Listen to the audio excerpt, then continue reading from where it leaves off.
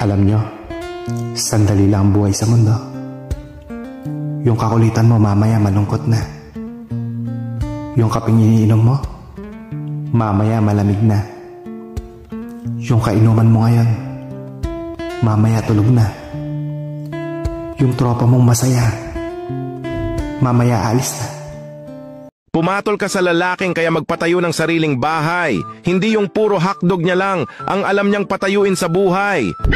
Alam mo bang kahit kasing laki pa ng mata mo ang mundo, kung di mo pa rin makita kung sino ang kabet ng asawa mo, walang kwenta yung mata mo. Sa panahon ngayon, masisipag na magmahal ang mga tao. Bakit? Kasi pati mahal ng iba, mahal na rin nila. Ang Pasko ay araw ng pagbibigayan. Kaya kung ayaw mo na sa asawa mo, ipamigay mo na. Mga malulupit na kasabihan.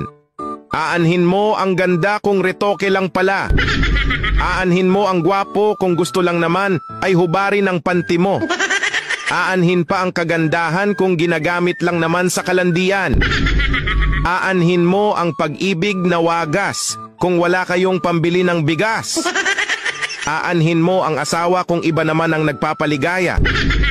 Huwag nyo sana seryosuhin mga post ko. Kasi kung ano-ano na lang pinipindot ko dito lalo na kapag nalipasan na ako ng gutom. Lagi natin sinasabi na laban lang sa hamon ng buhay. Araw-araw pinapaalala na laban lang. Bukas sasabihin na naman na laban lang. Bukas ulit, laban lang. Laban lang ng laban. Minsan napapatanong na ako, kailan ba talaga ang championship nito? Alam nyo ba, sadyang may mga taong tahimik. Yung tipong akala mo walang kaalam-alam, na kayang-kaya mo siya. Nako, ingat ka. Dahil di mo alam, marami rin siyang nalalaman. Pero pinipili lang niyang manahimik. Pero eto tandaan mo, malawak man ang Maraming mukha ang pag-ibig, pero isa lang ang puso natin. Kaya kung magmamahal tayo, dapat ay isa lang din dahil marami ang pwedeng masaktan kapag pumasok tayo sa isang magulong relasyon. At pagdating ng araw, alam natin na pwedeng bumalik sa atin ang mga kalokohan na ginagawa natin para masaktan ang ibang tao.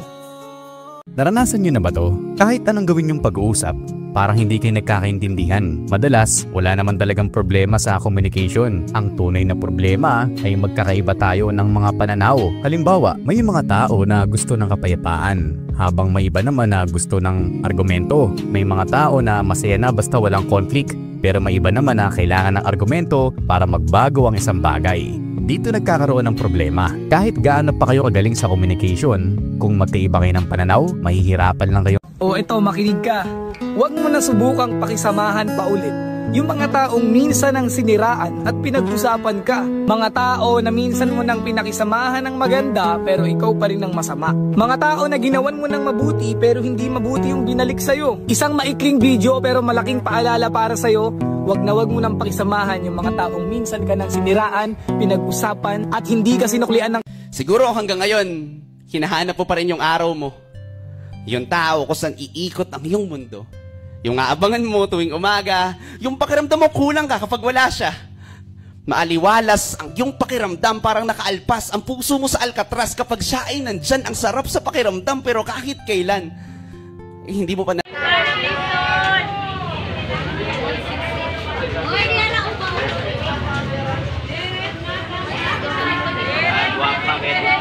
Guapa.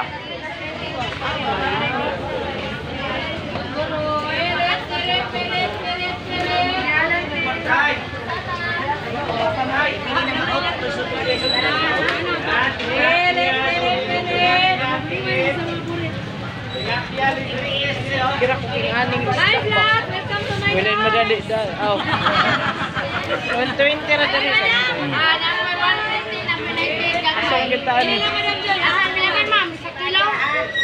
Kilo ni ma'am. Matambak, magmahal sa. Say mo te. Laghan sa paglaman.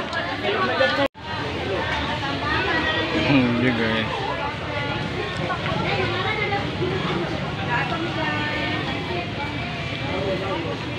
Ganyan po yung presyo ng isda, guys.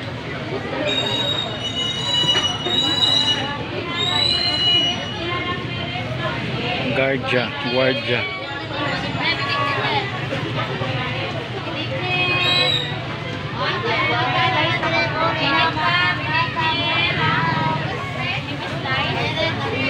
Special miniknet.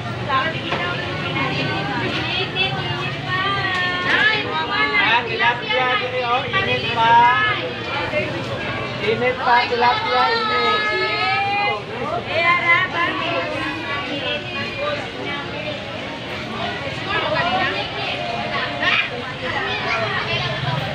Tilapia dito, init sa.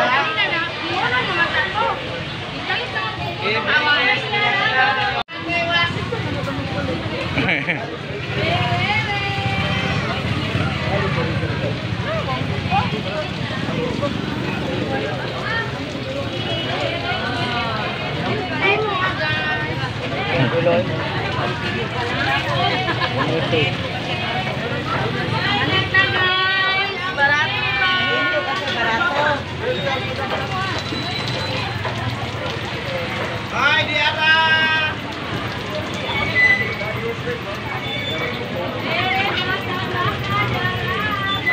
Tilapia, pirit, tilapia. Anak, klaro yung naman ano. Hello guys, madasa sa ibong nang. Bis, yan po.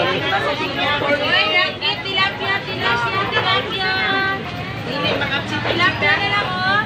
Yan tilapia.